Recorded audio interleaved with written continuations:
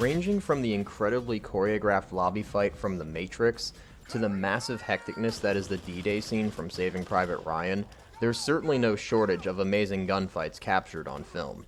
However, in terms of sheer intensity, one stands out compared to all others, yet is seldom talked about today by the average movie-going audience. By this, I refer to the 1995 film Heat, directed by Michael Mann. Now, I could do a whole review about why this movie is great, but I want to focus on one scene in particular, the bank shootout that takes place in the middle of the film. If you haven't seen this movie, I highly recommend it. Robert De Niro and Al Pacino turn in some of the best performances of their careers, and is one of the best crime dramas I've ever seen. Whether you haven't seen Heat or it's been a while, I'll provide a quick synopsis of what has happened prior to this scene. So I am going to throw out a minor spoiler warning. It's nothing I consider film ruining by any means, but you can't say I didn't warn you. Anyway, before I talk about this scene, we need to put it into context. Robert De Niro plays a professional heistman named Neil McCauley, who decides to rob a bank in Los Angeles after extensive planning, despite knowing that he and his crew may have police attention on them. He assembles his team comprising of Val Kilmer, Tom Sizemore, and Dennis Haysbert, and they move in. Now, prior to this, we have seen De Niro and his crew's professionalism as criminals, having robbed an armored car and escaped from an attempted hit with relative ease and control.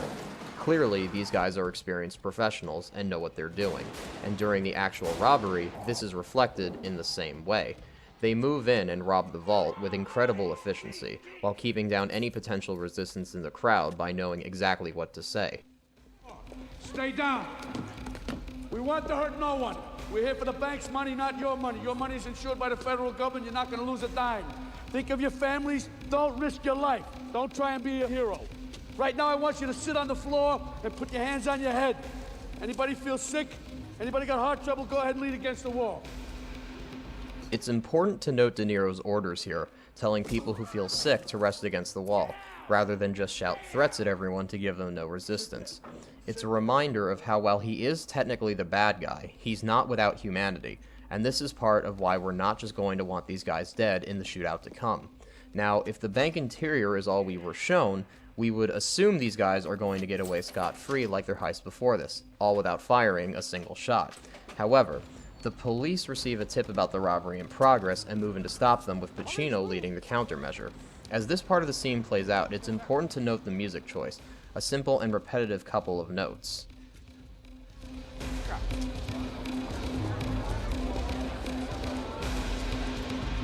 As the robbers and police move in closer, it builds the tension without distracting from what is going on, and reflects the calm and calculated mythology of both the heist crew and the approaching police force. However, we the audience know these guys are not going to get away this time, and anxiously wait for the inevitable conflict about to ensue.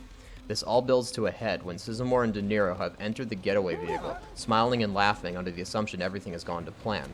Moments later though, Kilmer approaches the car, when suddenly...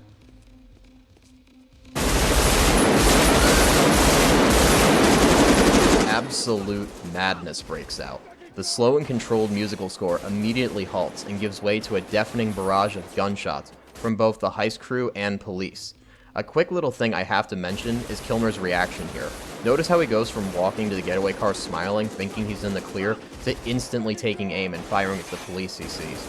It's a quick, but extremely clever way of reinforcing the crew's professionalism. No disbelief, no hesitation, just instant countermeasures.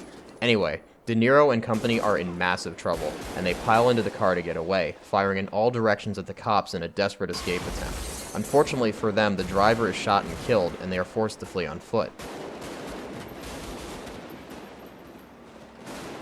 As this all plays out, viewers tend to notice a certain ferociousness of this scene, yet often don't know exactly what it stems from. Simply put, the answer lies in the sound design. You see, in most films, almost all the sound you hear, except maybe the dialogue, is added in post-production. Everything from footsteps to doors opening, and in this sort of case, gunshots. This may seem like an unnecessary effort, but it actually does make sense for two reasons. The first one is artistic control. In most cases, the noises created in real life don't match the director's vision, so by adding all the sound effects in post, the scene can be heard exactly as desired. The second reason is more of a technical aspect. Microphones can only pick up a certain range of sound at a time, which means that recording two very different frequencies, such as a voice and a gunshot at the same time, is basically impossible. Thus, there has to be a choice made of which to record. And in most movies, voices are chosen over everything else. This means in most action films you see, all the gunshots and destruction you hear are added in later. The problem with this is that these sorts of sounds are very specific depending on the environment they're created in, and recording them separately in an isolated soundstage certainly doesn't recreate an organic noise. Because of this, Michael Mann decided screw it and just use the actual sounds recorded on set, and this means that what you're seeing is what you're hearing. The gunshots boom and echo deafeningly in a cacophony of madness, drowning out the shouts of both the heistmen and police, with the occasional break letting the screams and sirens in the background be heard. This is made even more apparent by how different the shots sound at different camera viewpoints, such as this transition from inside the car to out on the street.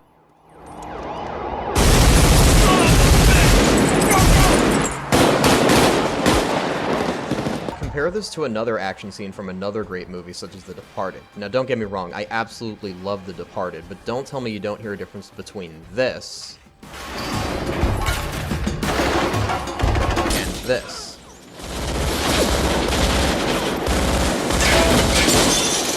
Films like The Departed rely primarily on staging and choreography to make the scene exciting, which is fine, but the sound itself is often pretty unremarkable, with everything sounding relatively flat and sterile. Watching Heat on a good sound system with the volume cranked up is about as close to being in an actual shootout as any of us will ever experience, and that is why it feels so intense. Another key element here are the performances of both the crew and police. All the actors involved in this scene were given extensive combat training in order to portray an accurate gunfight, and this really shines through in a couple of instances. The most notable of these is a shot where Kilmer is firing, runs out of ammunition, and reloads his rifle with near technical perfection before immediately continuing his attack. This is so professional that it has been told that Special Forces instructors have shown this clip to trainees and told them that this is how they should operate their rifles. The final reason this scene is so brilliant is that it feels huge while still feeling contained in a realistic city setting. Having been injured, Kilmer is dragged along by De Niro, who continues to fend off the cops as he moves away from the car and into a grocery store parking lot. Although we know they couldn't have gotten far in such a short time on foot, the fact they walked to a completely different location and are still being pursued helps make this fight feel even larger. Eventually, Kilmer and De Niro get away in a stolen car, leaving just Sizemore to fend for himself. Knowing he's in a bad spot, he grabs a girl as a hostage and continues moving out. However, Pacino spots him and begins to take aim, and the long since absent musical score returns to add even more intensity to the situation.